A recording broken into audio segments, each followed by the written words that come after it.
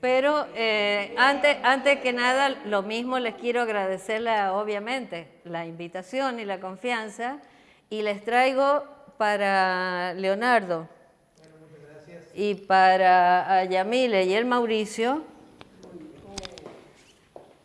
un regalo que les manda Mónica Huertas, que es la hija de este pintor tan importante, Segundo Huertas Aguiar, y que los textos los hemos escrito con Alberto Sánchez. Eso por un lado. Por otro lado, y para los que no lo tengan, los que lo tengan ya no lo agarren, les traje de regalo el catálogo de la exposición Continuidad y Ruptura del Arte de San Juan, que en realidad es un regalo de Manuel, que no mío, pero bueno. Pero acá los textos, esta fue una muestra curada por Eduardo Peñafort y por mí, y son nuestros los textos, y por si no sale bien la conferencia, aquí tienen casi todo. Aquí ya tienen bastante. Así que... claro, por las dudas, así que bueno, después se los llevan. Y como soy maestra ciruela, les traje las biografías resumidas de los 4 pintores en los que pretendo centrarme, porque no me puedo centrar en muchos más. Y si me pongo a hablar de la biografía, no me alcanzan los 40 minutos para hablar la obra, entonces esto es una complicación. Entonces acá las tienes, después las leen tranquilas, porque las biografías de todos estos artistas son muy importantes, aunque sea conocer un pedacito, ¿no? Y ponerse a hablar de eso y de todas las anécdotas lleva mucho tiempo. Así que tienen esos regalitos para enseguida.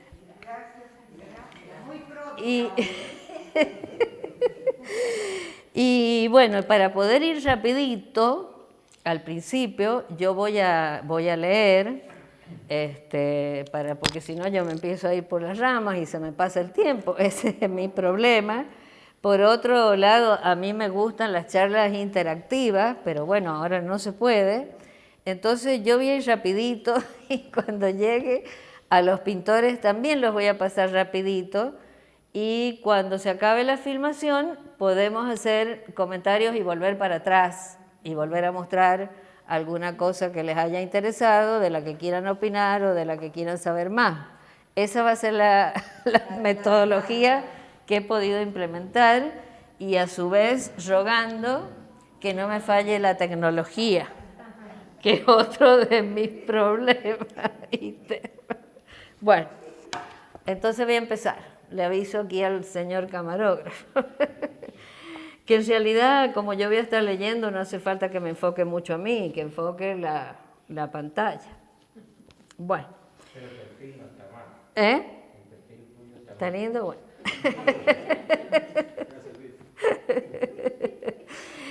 Bueno, el paisaje ha sido un tema recurrente y de larga data en la historia del arte de San Juan. Es difícil entonces encarar en una sola charla la historia completa del paisaje en la provincia. Por ello decidí solo referirme a los pintores que abordaron este género en la primera mitad del siglo XX y hacer algunas referencias de los antecedentes en el siglo XIX.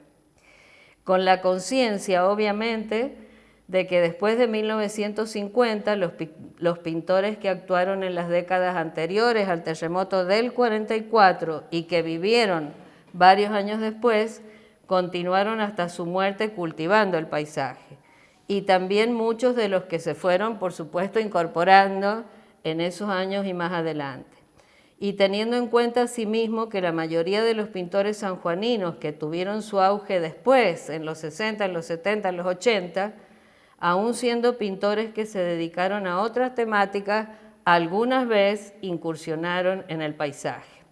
En este momento me estoy refiriendo, por ejemplo, a artistas como Luis Suárez Jofré, Mario Pravaldi, Mario Vincio, Mariano Pajé, Justo Barbosa, Leonor Rigaud, y la lista podría ser mucho más larga. He puesto solo algunos ejemplos como para mostrar distintos estilos, ¿no?, dentro de pintores y escultores.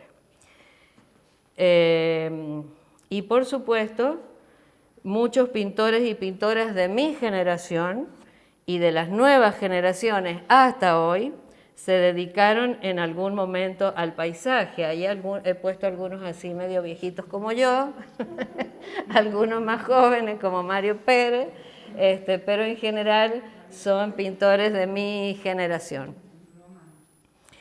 El paisaje, en cualquiera de sus formas o subgéneros, paisaje campestre, urbano, rural, costumbrista, paisaje interior, paisaje onírico, paisaje abstracto, etc., siempre está presente en la escena artística de nuestra provincia, con las más diversas modalidades artístico-expresivas que puedan imaginarse y en las más diversas técnicas, aún en las más modernas, en las técnicas mixtas, en las instalaciones, en las acciones, en las performances, etc., el paisaje sigue hoy apareciendo. A mí no me agrada mucho hablar del arte en San Juan sin establecer alguna conexión con el contexto artístico nacional e internacional, de donde surgen semejanzas y diferencias y elementos que pueden colaborar en el análisis de lo nuestro. Pero, dado el corto tiempo que tenemos, solo haré por ahí algunas mínimas referencias. Y comenzaré diciendo que en Argentina, durante el siglo XIX, los géneros más tratados fueron el retrato, las escenas de costumbres, los tipos autóctonos, los temas religiosos o históricos. Y el paisaje solamente aparecía como fondo de algún retrato o de alguna escena de costumbre. Pero es interesante observar que Franklin Rawson, nuestro gran pintor, no solo nuestro gran pintor, sino uno de los pintores más grandes del siglo XIX en Argentina, introdujo ciertos rasgos del paisaje en algunas de sus obras. Acá estoy mostrando dos: el retrato de la señora de Bustos, en el que aparece una importante abertura hacia el exterior, pero que todavía se trata en realidad de una veduta tradicional y de un paisaje o una vista bastante convencional, ¿no?, que era propia de la época. Sin embargo, en la otra pintura, en el retrato de la niña de la familia Sánchez, podemos ver cómo el paisaje adquiere un importante papel dentro de la pintura y además se trata ya de un paisaje netamente sanjuanino, no solo con los motivos propios de nuestra geografía, sino con una importante luminosidad, lo cual es bastante curioso en esa época. Por otra parte, otra artista del siglo XIX, Procesa Sarmiento de Lenoir, también dedicada fundamentalmente al retrato, muestra su gusto por el paisaje en una curiosísima obra que se encuentra en la casa natal de Sarmiento, una especie de collage con cartones, con pastos, bueno, muy innovadora para ese momento, que aunque probablemente haya sido considerado en esa época como un simple trabajo asociado a las manualidades, no deja de adelantarse al collage de artistas posteriores o incluso a los assemblages posteriores, ¿no?, del cubismo y de tantos artistas. Una obra similar me acercó Emanuel, realizada por Andrea Keller-Jornet, unos cuantos años después, pero también con características similares, que es muy, muy curiosa, ¿no?, y que habría que estudiar en profundidad. Por otra parte, Eugenia Belín Sarmiento, nieta del prócer y su mejor y mayor retratista, llega no muy tempranamente al paisaje y a la pintura de flores, pero llega, incorporando en la última etapa de su vida ingredientes naturalistas cercanos al impresionismo. Ahí he puesto solamente una cuadro de flores porque no tenía a mano un paisaje, pero he visto paisajes de ellas en el Museo Sarmiento de Buenos Aires. De todas maneras, dado que Eugenia Belín vive hasta 1952, porque vivió muchísimos años, podríamos decir entonces que Miguel Tornambé y otros pintores de una larga lista que ya vamos a ver fueron más innovadores o más prontamente innovadores que la nieta de Sarmiento. Como tema en sí mismo, el paisaje se incorpora definitivamente en San Juan a partir del terremoto de 1894. Un sentimiento de culto a la ruina muy ligado a las posturas románticas lleva a algunos artistas a documentar aquel sismo. Del lado izquierdo, la pintora Daría Echagüe de Santibáñez es un claro ejemplo con su pintura Carpa de la Merced después del terremoto, pintada ese mismo año del terremoto, que no solo representa la situación de emergencia que se vivió inmediatamente después del sismo, sino que además le da bastante importancia al entorno, digamos, paisajístico. Y lo mismo la pintura de Luis Brosotti, que en realidad fue el maestro de Daría. Esa obra se llama Ruinas y es también de 1894 y el paisaje allí es todavía más amplio. Estas obras, las dos, pertenecen al Museo Franklin Roosevelt. Luis Brosotti, este pintor, y Guillermo Santibáñez, que era el esposo de Daría Echagüe, conformaron con otros el llamado Grupo Fontana, siendo protegidos por el mecenazgo del coronel Luis Jorge Fontana, que fue en San Juan un gran promotor de la cultura y del arte. Y ya con esto estamos a principios del siglo XX, ¿no? Cuando con la llegada a la provincia de los pintores que venían del extranjero, entre ellos Miguel Tornambé, Marín Ibáñez y otros, a los que se sumaron varios artistas nativos, se generó en la provincia un movimiento pictórico bastante importante, interesante.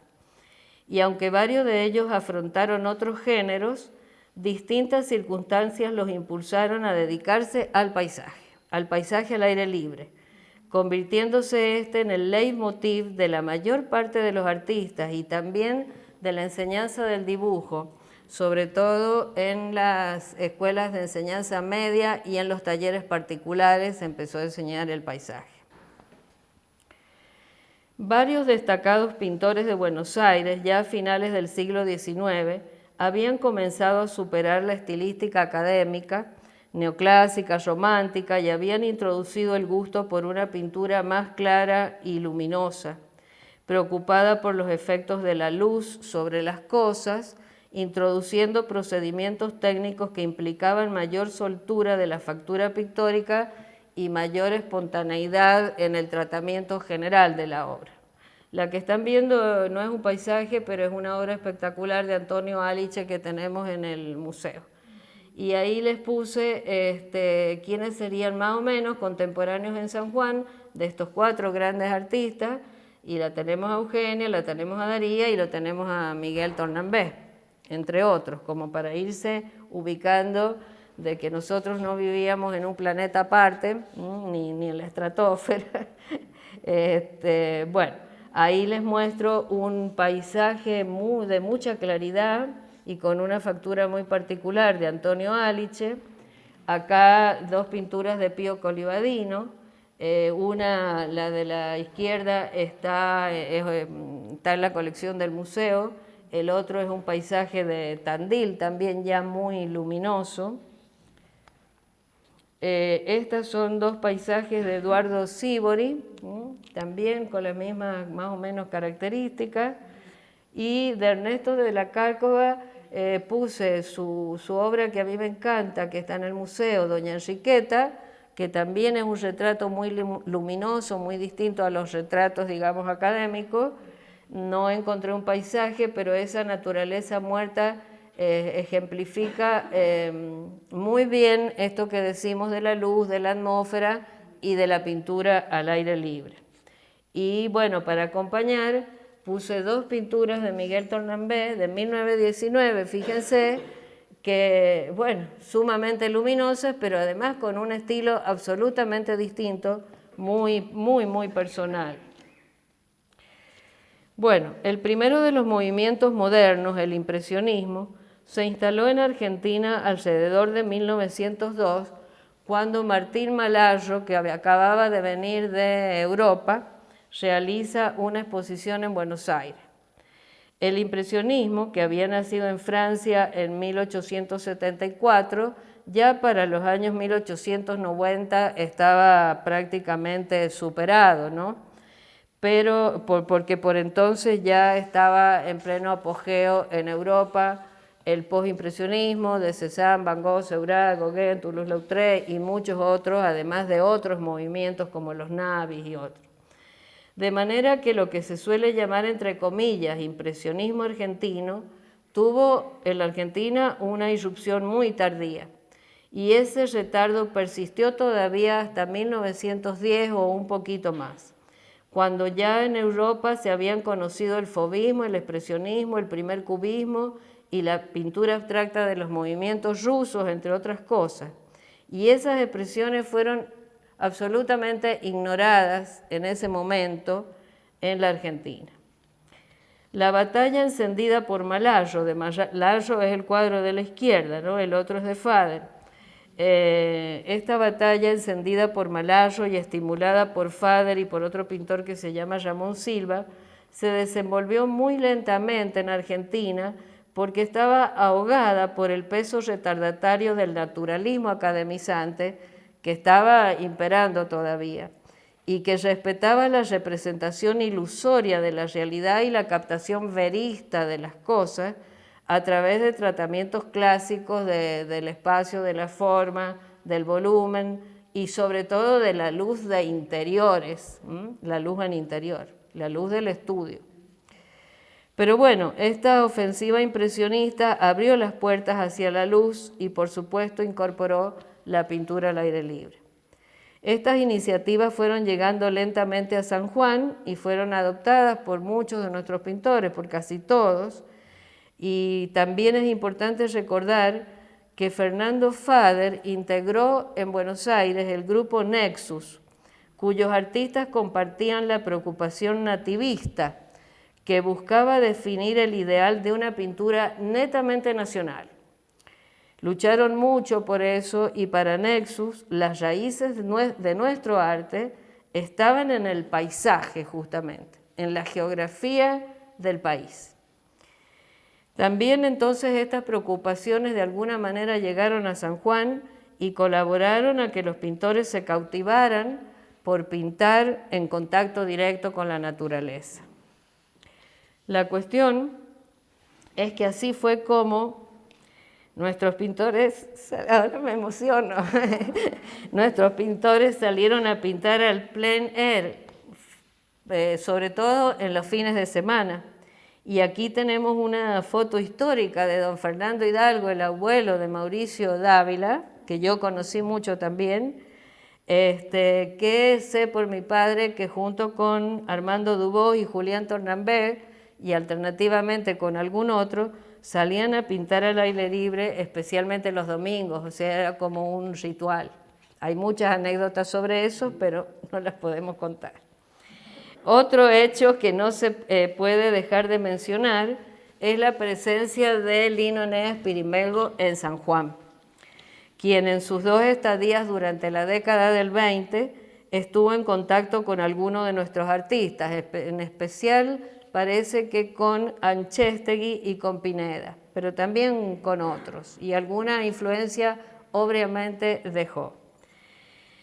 Vemos entonces que fueron varias las causas que llevaron al crecimiento del arte en San Juan y especialmente del paisaje. Y con este florecimiento tuvieron que ver también otras razones en las que no puedo explayarme, pero que algunas no puedo dejar de mencionar.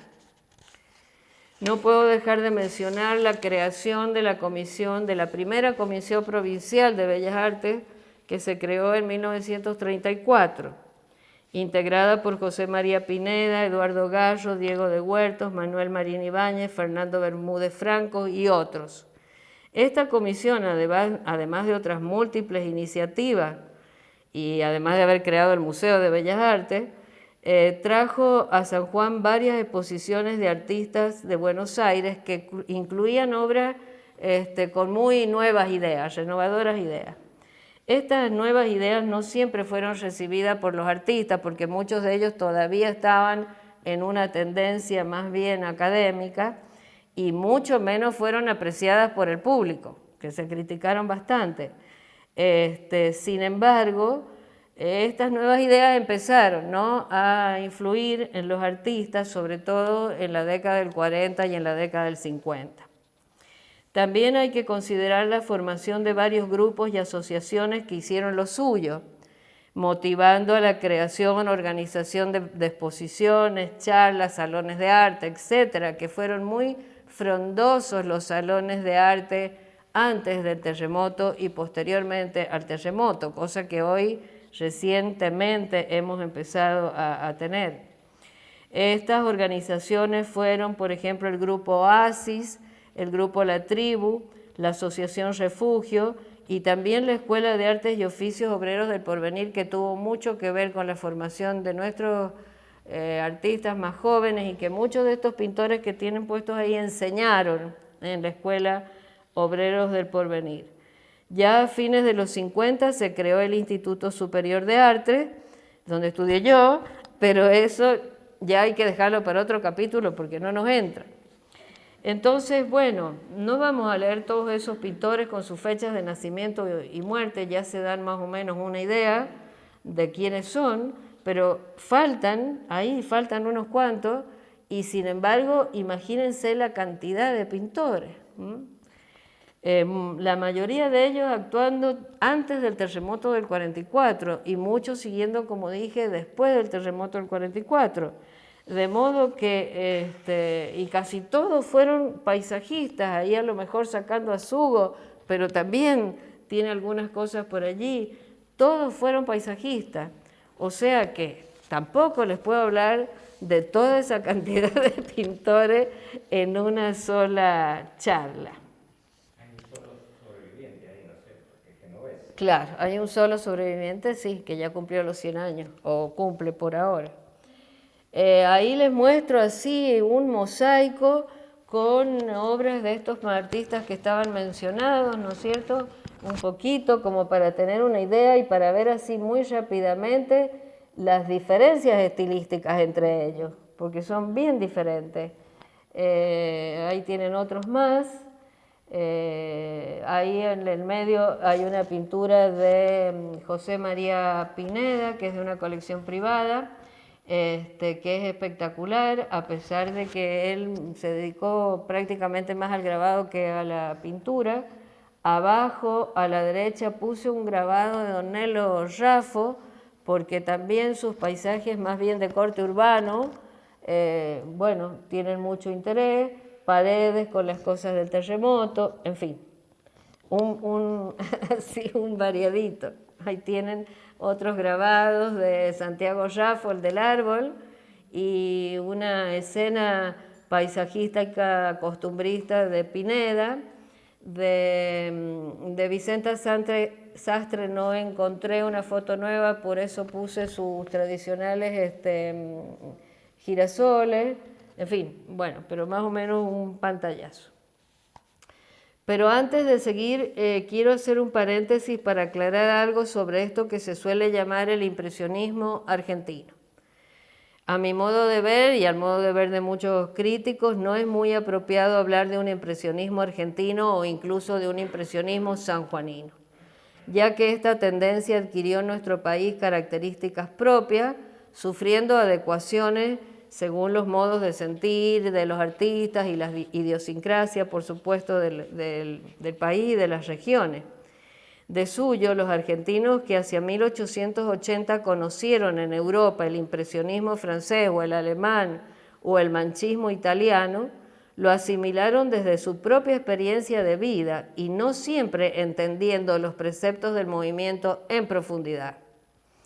Lo cual en cierta medida favoreció, creo yo, el hecho de que nuestra pintura adquiera características particulares y que haya que estudiarla dentro de esas particularidades. En Francia, el impresionismo se desarrolló paralelamente a los grandes progresos tecnológicos e industriales, y el dinamismo de la técnica y la industria estaba todavía ausente en Buenos Aires, que seguía siendo, en las últimas décadas del siglo XIX, una ciudad inmóvil, por decirlo de alguna manera, pero sobre todo muy conservadora. De modo que los argentinos que viajaban a Europa, que fueron muchos, porque en esa época se estilaba dar becas para ir a estudiar a Europa, no sé si pudieron digerir plenamente un arte que constituía la culminación y la disolución de una sociedad tradicional que todavía era vigente en Buenos Aires, imagínense en las provincias. Esto lo aclaro porque es muy común cuando se habla de los pintores de principios del siglo XX ponerles el mote de impresionista. Ya ahora no tanto, pero la crítica de la propia época de esos artistas se ve muy claro en los recortes de periódicos viejos que siempre se les achaca el impresionismo. Por supuesto que hay resabios de ese movimiento, sobre todo lo que tiene que ver con el tratamiento de la luz. Bueno, sin distraerme en más detalle y obviando un montón de cosas, me centraré en la obra de algunos de estos pintores que estaban en la lista. El primero que he puesto acá es Eduardo Lenzano Meirás. Él nació en España en 1888 y murió en San Juan en 1957. Ahí tenemos un retrato rescatado de un diario de Lenzano con su esposa y me pareció interesante poner, además que está aquí el director del museo, esta foto donde está Lenzano ahí atrás, junto con los integrantes de la Comisión Provincial de Bellas Artes en una exposición del viejo museo que también se cayó con el terremoto, ¿no? Muchos personajes queridos que no me voy a poner a detallar. Y quería mostrarles esta foto que es muy curiosa, porque que pertenecía a mi padre, que era amigo de Lenzano, porque es la foto de una inauguración de una exposición de Lenzano en Buenos Aires, en la vieja casa de San Juan de Buenos Aires. Y no hay mucha documentación, o por lo menos hasta ahora todavía no la encontramos, de fotos de inauguraciones de nuestros artistas en Buenos Aires, o en Chile, o en otras provincias donde han tenido la oportunidad de ir. Así que por eso me pareció linda ponerla. Y aunque esto no se trata de paisaje, no quería dejar de mencionar el hecho de que Lenzano colaboró con Ramón Subirat y con Alberto Chicone en las pinturas para la decoración del edificio de la Casa España, la Casa España vieja, anterior al terremoto del 44, y que fue justamente por ese motivo que Lenzano, que en realidad vivía en Buenos Aires, llegó a San Juan, porque vino con estos otros dos pintores a instalar una parte de los grandes lienzos que ya los habían pintado en Buenos Aires, vinieron a colocarlos acá y a pintar algunos otros lienzos y algunos otros detalles decorativos. Fue un trabajo muy grande y en apariencia, por las pocas fotos que hay, muy hermoso, además de trabajoso y complicado, pero lamentablemente se perdió con el terremoto, porque el edificio, que no había sufrido tanto en realidad, fue demolido por el plan famoso de reconstrucción. Y lamentablemente nunca más se conoció el paradero de estas obras que hizo esta gente. Cuando esa obra quedó terminada, Subirá y Chicone se fueron de San Juan, pero Lenzano se quedó aquí. Muy pronto se casó, así que debe ser que ahí nomás se habría enamorado y se instaló definitivamente en San Juan, por eso ya lo consideramos pintor sanjuanino. Esta obra que les estoy mostrando es de mi propiedad, también perteneció a mi padre, es una de las pinturas que a mí más me gusta de Lenzano, es un óleo. Él, como todos los pintores de la época, preparaban sus propios cartones entelados o maderas enteladas, sus propios bastidores. Él parece muy aficionado a este tipo de cosas manuales. Bueno, también Mauricio sabe que su abuelo se hacía, ¿no es cierto?, sus pinceles, sus herramientas y sus cosas. Eso fue una característica que la tuvieron todos.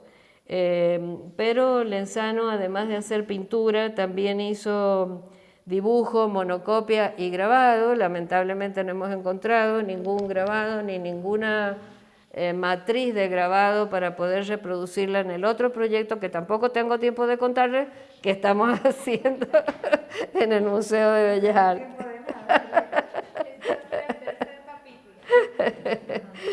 Bueno, la temática preferida de Lenzano fue de todas maneras el paisaje, los típicos paisajes sanjuaninos con álamos y sauces sobre fondos a veces de montaña, generalmente de composiciones más bien sencillas, pero muy ajustadas, tienen muy buenos encuadres. ¿Qué pasó? Se me perdió una. Bueno. No, está bien. Ahí les he tomado un detalle para que vean, porque viéndolo de lejos sí, parece muy impresionista, pero por el tratamiento de la luz, ¿no? La luminosidad del cielo y demás, pero la pincelada es una pincelada de mucha agarra, con mucha descarga de materia. No tiene nada que ver con la pincelada de coma impresionista, ni siquiera con las mezclas ópticas y toda la historia que los impresionistas tuvieron que hacer para crear la atmósfera. Fíjense que el óleo está puesto con fiereza y favorece que el lienzo es un lienzo muy grueso, de trama muy abierta, lo cual le da un interés especial. Bueno, a pesar de esas cosas así, diremos un poco más abiertas y más espontáneas, Lenzano tiene otras pinturas donde demuestra su gran conocimiento del dibujo, de la perspectiva, en fin, de la tradición. Esta es una obra también que pertenece al Museo de Bellas Artes, la Iglesia de la Merced, y que, bueno, tiene características muy distintas a las que les he mostrado recién. Pero lo más típico de él son estos tipos de paisajes, a veces panorámicas, siempre con los álamos, los sauces, y en algunos casos dándole mucha importancia al cielo. A la distancia no se ve, pero también la factura es muy matérica. Ahí hay otro que se llama La Quebrada de Sonda, y bueno, encontré este dibujo que me gusta mucho porque debe haber sido un boceto, pero tiene una fuerza expresiva que avanza, pero mucho más allá del impresionismo. Y este es un dibujo un poquito más clásico, más convencional, que está en el Museo de Bellas Artes y que es muy lindo y también demuestra, ¿no es cierto?, el oficio que tenía de dibujante, además de pintor. Esta obra, que también es del museo y que se llama Camino al Topón, ya la han analizado muy bien Emanuel en esos pequeños cortos que está haciendo, no sé si todos los ven, que son muy interesantes.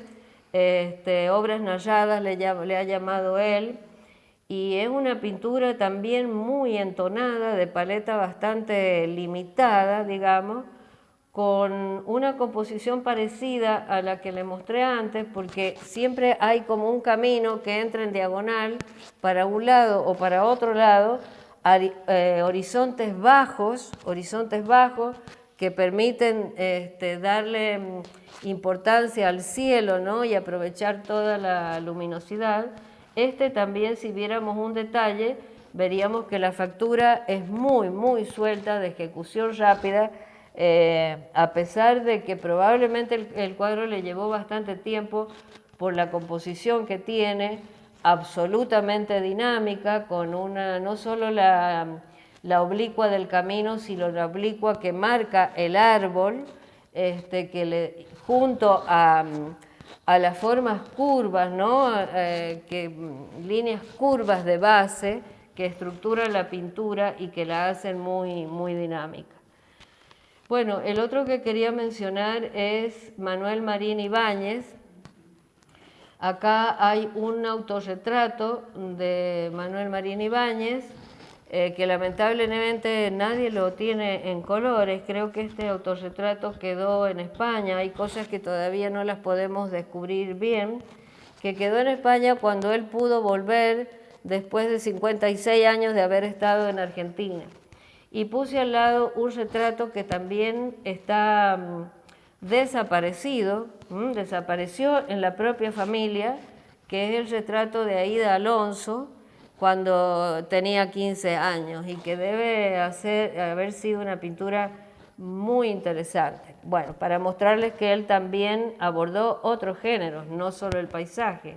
Y tampoco quería dejar de mencionar esto, que no sé si todos lo conocen, porque él pintó estas telas inmensas, estos lienzos inmensos de 8 por 9 metros, que fueron encargados para una cripta de la catedral, pero que al arzobispo de ese momento no le gustaron, entonces los enrolló y los guardó. Y después de muchas vicisitudes y muchas anécdotas muy lindas, pero tristes a la vez, fue a parar a la parroquia de Andacollo, donde los que la han visto últimamente dicen que está sumamente deteriorado, porque por supuesto nunca se le dio el cuidado que debía darse. No hay forma de dejar de insistir en el descuido que los sanjuaninos tienen por el patrimonio, que es una de nuestras obsesiones. Pero bueno, Marín Ibáñez, además de dedicarse a todos los géneros y de ser muy buen pintor, porque él sí traía una educación académica muy fuerte, bueno, pero fundamentalmente lo conocemos sobre todo por los paisajes que son tan característicos, sobre todo los almendros en flor, que los pintó muchas veces. Acá el cuadro de la izquierda es del museo también, se llama El Rancho de las Acacias, es un cuadro bastante grande, de 86 por 95 centímetros. Los otros, también el de arriba es del museo, el de abajo es de una colección privada, pero bueno, trabajó mucho ese tema de los almendros y en algunos casos, como en el caso de esta pintura de Rancho, es muy audaz compositivamente, porque es una vista muy particular, mirada desde abajo, con bastantes complicaciones perspectivas que sin embargo él resuelve magistralmente. También descubrimos en una colección privada dibujo, ahí hay uno, dibujo acuarelado, porque nunca habíamos visto dibujos de Marín Ibáñez.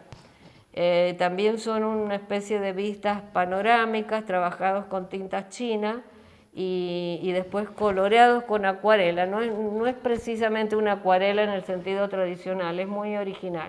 Es de una colección privada del señor Mario Bufaliza. Y tampoco quería dejar de mostrar este cuadro, que es una originalidad total. También lo descubrimos en el desván de una amiga mía, que por suerte no ha venido. se lo hicimos bajar, lo prestó para la exposición esta, continuidad y ruptura, y lo ha dejado en comodato en el Museo de Bellas Artes, porque la verdad que es un cuadro muy original. Tiene algunas deficiencias en la perspectiva, pero de todas maneras es un cuadro de ejecución muy trabajosa y bueno, y de mucho acabado, que no es lo que se ve en sus pinturas de paisajes, que son absolutamente inacabadas, entre las cuales tenemos esta, que es la que más me gusta a mí, me encanta, Día Gris, también del Museo de Bellas Artes, que es la tapa del catálogo que les he regalado. Y ahí, bueno, ya del impresionismo no queda prácticamente nada, porque las pinceladas son anchas, son gruesas, son más parecidas a las de Cézanne, en todo caso, si queremos comparar con alguien. Es muy suelto, muy libre, excelentemente entonada la paleta, con predominio de azules o verdes azulados, azules agrisados, verdes agrisados y algunos pardos. Entonces es una paleta armónica encantadora. La otra pintora, y además que había que nombrar una mujer, porque las hubo unas cuantas, que quería mostrar porque también es muy diferente, es Mirta Chena. Mirta Chena nació en 1926 en San Juan y murió en el 2008 en San Juan. Fue una mujer apasionada también por la pintura, como todos ellos, y muy dedicada a la promoción y a la difusión del arte. Daba conferencias, hacía crítica de arte, era comentarista del diario Tribuna, así que muchas cosas las sabemos de los pintores de aquellos años gracias a los artículos que ella escribía, incluso en la revista Sarmiento. Ahí en la foto de abajo está en un acto donde está entregando un cuadro que le habían encargado, un retrato de Paula Albarracín de Sarmiento. Si bien no era a lo que más se dedicaba, también hizo ese retrato. Y estas que les voy a pasar rapidito y que son hermosas, son sus pinturas de la época madura. También vivió muchos años esta mujer y perfeccionó.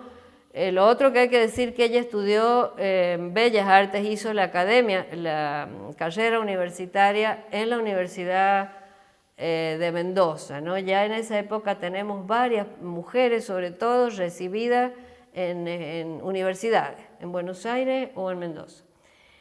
El tema de los árboles fue su predilección. Es una pintura, como verán, muchísimo más abstracta, absolutamente simplificada en la forma, carente de detalles superfluos y combinada con elementos abstractos muy sutiles, ¿no? Que también le dan un efecto especial y una movilidad. Y lo más sorprendente es que yo hasta hace poco creía que se trataba de acuarelas o de acrílicos, pero en realidad son óleos. Y ella desarrolló, no sé, una capacidad especial para tratar el óleo de esa manera, porque es muy difícil hacer esas transparencias, salvo que uno esté haciendo veladuras o cosas así, como las hacía ella. Entonadísimas las paretas, armoniosas las combinaciones, etc. Pero algo que no deben conocer es que ella ilustró este libro de Juan de la Torre, Corazón de pájaros, que se editó en 1952, donde muestra también su habilidad dibujística. Ahora les muestro uno en detalle. Trabajaba así con puntitos, medio lo que hizo también Yago. Deben conocer dibujos de Yago con esa especie de puntillismo dibujístico, pero son sumamente interesantes por el tratamiento que tiene de los blancos, de las figuras blancas, las siluetas, digamos, blancas sobre fondos agrisados o negros, o la inversa, como en el cuadro de acá de la fogata, donde contrapone las siluetas blancas con las siluetas negras, ¿no? En un dibujo no solo muy interesante, sino muy de avanzada. Bueno, y también la quiero mucho porque ella pintó una serie de señoras con sombrero. Así que ahí, bueno, es mi preferida. Paso entonces rápidamente a Segundo Huertas Aguiar. Segundo Huertas Aguiar nació en 1923 y murió en San Juan. Nació y murió en San Juan en el 2002. Él ahí lo tienen en la biografía. Nació en el Médano de Oro, en pleno campo, vivió en el campo y empezó a dibujar desde muy chico en el campo. Imagínense qué pocas posibilidades tenía de aprender. Entonces estudió dibujo por correspondencia, como también se estilaba. Esos dos dibujos son de cuando él era aprendiz de dibujo por correspondencia. Y después, bueno, después se la arregló como pudo.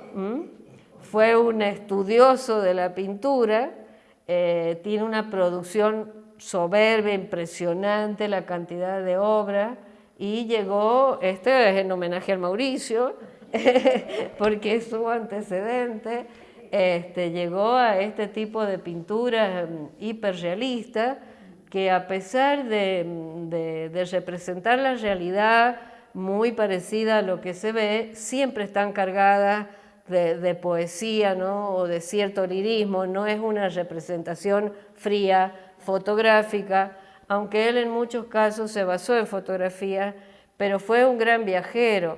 Además vivió muchísimos años en Estados Unidos, porque él le encargaron de Chicago, lo invitaron desde Chicago para que fuera a pintar unos retratos. Entonces se fue a Chicago, empezó a pintar allá y allá se puso a pintar los paisajes norteamericanos, lógicamente, además de sus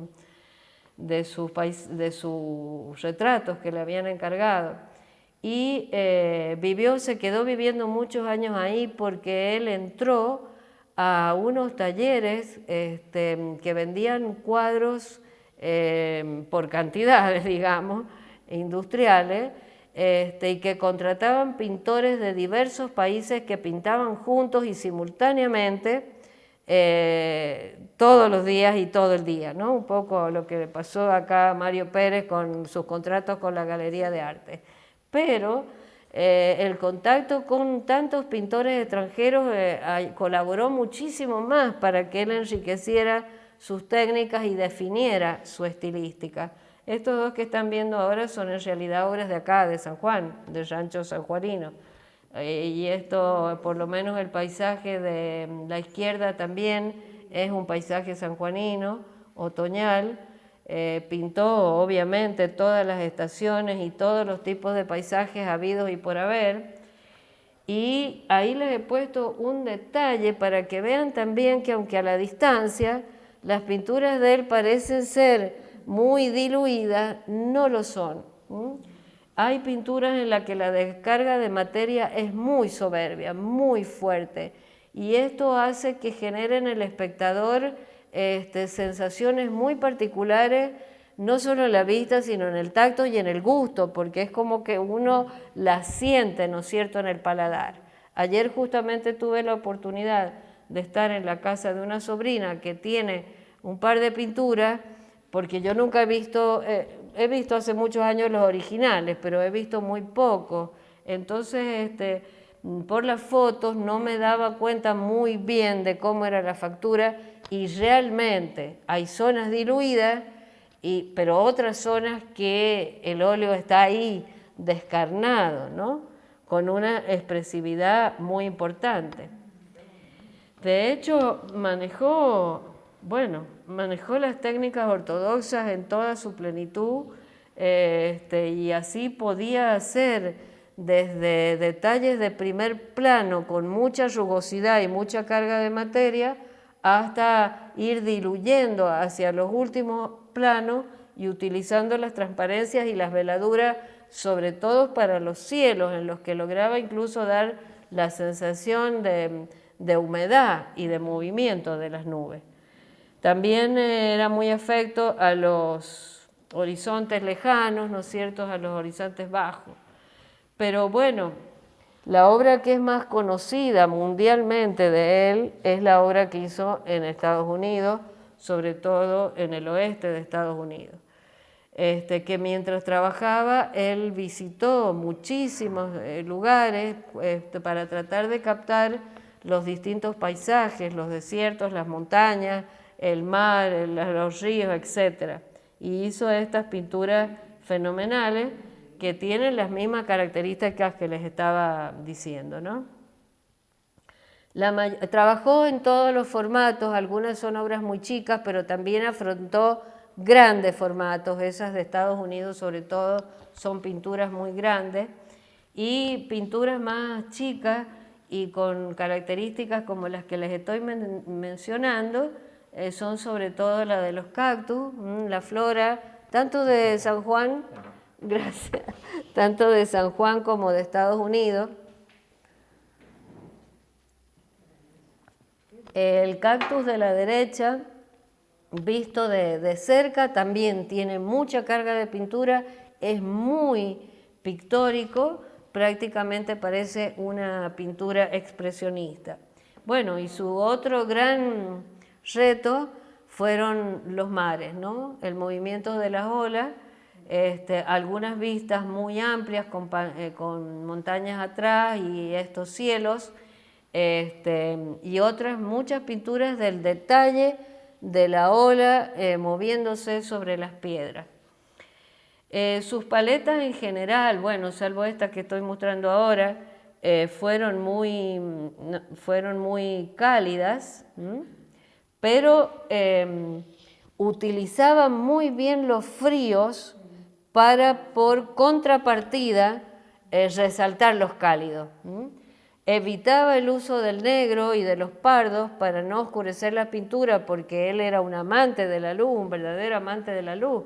Para él la luz era propiamente la vida.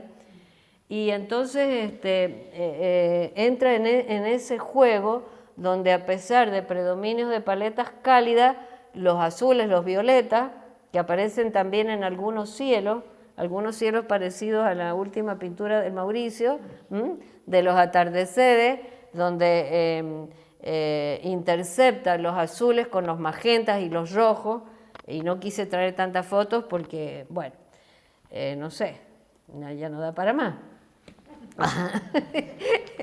Entonces, generosísima la hija de Segundo Huertas Aguiar, ahí sí tenés que cortar.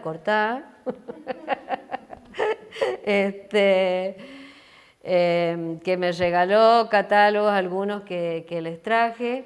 Hay otros que están en venta en el museo y probablemente después tenga en venta yo algunos. Muy entusiasmada cuando le conté que lo iba a mencionar en esta charla, porque ella vive en Buenos Aires y no tiene cómo moverse en la difusión de semejante artista. Es un caso particular en cuanto a la generosidad y la disposición que tuvo. Me ha mandado cientos de fotos, que ahora yo no sabía cómo elegir, todas muy bien hechas, en alta resolución, y eso no es lo que pasa, Emanuel lo sabe bien, con la mayoría de los hijos de los artistas, a los que yo personalmente hace 20 años, Eduardo Peñafort otros años más, Emanuel también en los últimos años, y otros artistas perseguimos para poder reconstruir la historia de nuestro arte y poder alguna vez terminar de construir la historia del arte de San Juan.